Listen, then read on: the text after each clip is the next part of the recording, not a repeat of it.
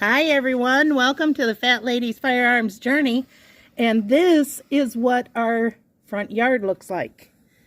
We are getting really bad snow, and it doesn't show it very well in this video, but look down my ramp, and I have shoveled that 3 times.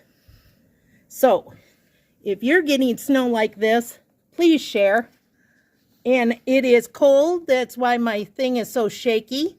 But hey, shoot straight. Have a blessed day. See ya.